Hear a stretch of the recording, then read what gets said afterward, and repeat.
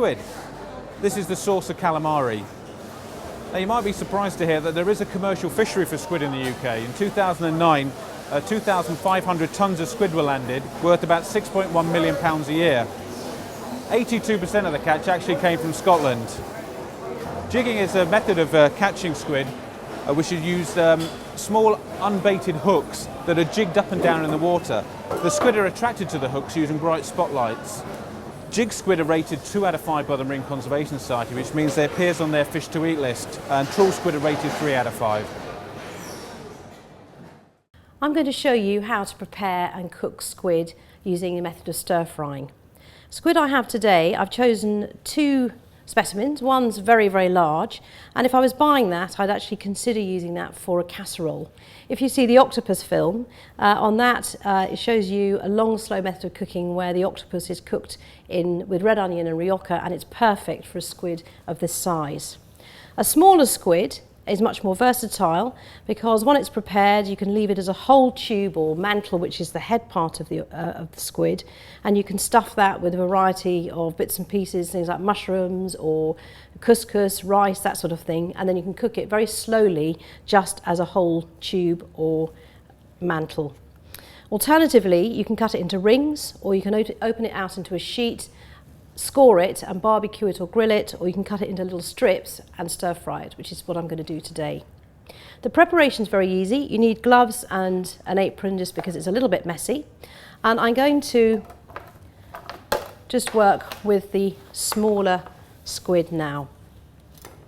So what I'm going to do first of all is grasp hold of the tentacles and gently pull those away from the main tube of the squid itself. The only part of those that we actually need are the tentacles, and with a sharp knife I'm going to cut just below the eye, and this section will then be thrown away. There's quite a lot of ink in there, and you will find a little silver pocket. It's like a little silver sachet or membrane in there that contains a little bit of ink, which can be used for a risotto. And looking at the cuttlefish video, we can actually see that used in a risotto nero. With the tentacles themselves, you'll find the beak in the centre of the tentacles, that's its mouthpiece. You need to make sure that's removed, and if you push your finger through the middle and just pull that away. You've then got these very long tentacles, and what I would do is just trim those away, and those could be used in a fish stock or shellfish stock.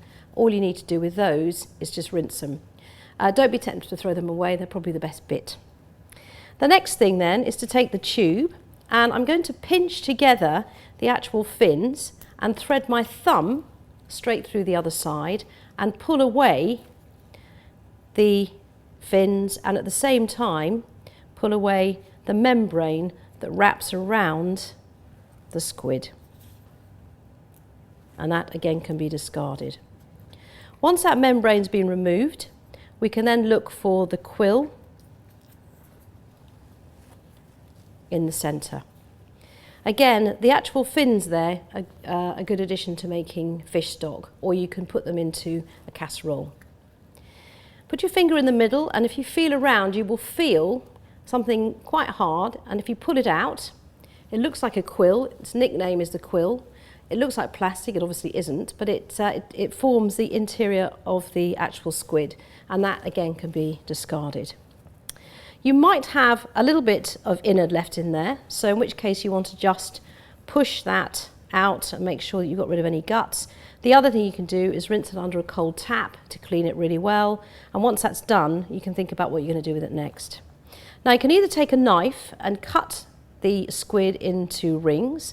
Alternatively, you can open it out into a sheet. I'm going to stick the knife straight up the centre, and I'm going to just open the squid out into a complete sheet.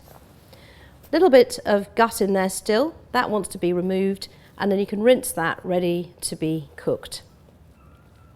What we have here is the rinsed and prepared squid tube and the tentacles, which we can now decide what we're going to do with. If you're going to cook this as a whole sheet or cut it into sections, it's really helpful to actually score it. Scoring does several things. It gives it a good appearance, and when you come to brown it, it will look very attractive in the pan. It also helps get the heat into the centre of the squid, because one of the things you've got to be very careful about cooking it is not to give it too long. You can either cook it very slowly in a very gentle oven for a couple of hours until it's tender, or by scoring it, you can then cook it for around 30 seconds, probably no more than that. Once this is scored, I'm going to cut it into sections, and then we're going to look at stir frying.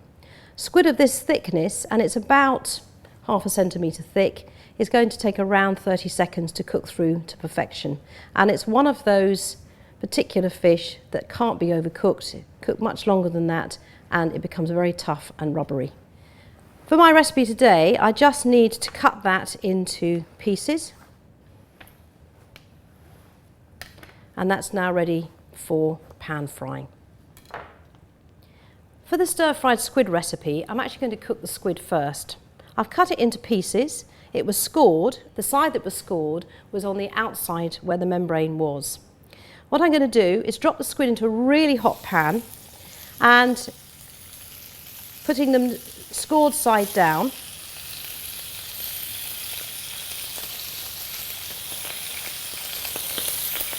And the time I put the last piece in, the first piece is probably just going to be about ready to flip over.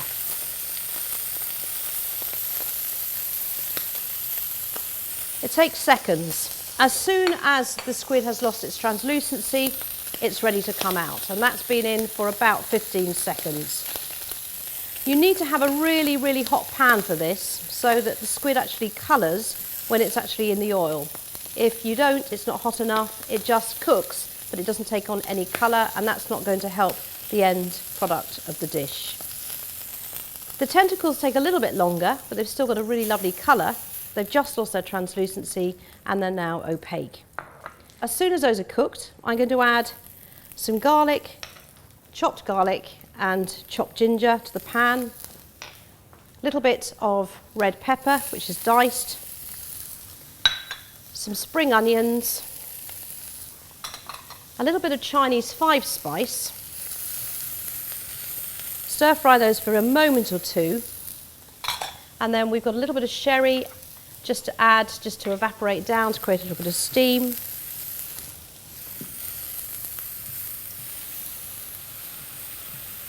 And then I'm going to replace the squid and all the cooking juices. I'm going to drizzle on the soy sauce.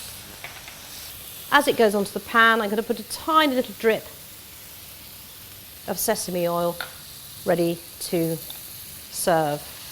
You can serve that with noodles, bean sprouts, selection of other bits and pieces, but it's a very, very quick and simple supper dish.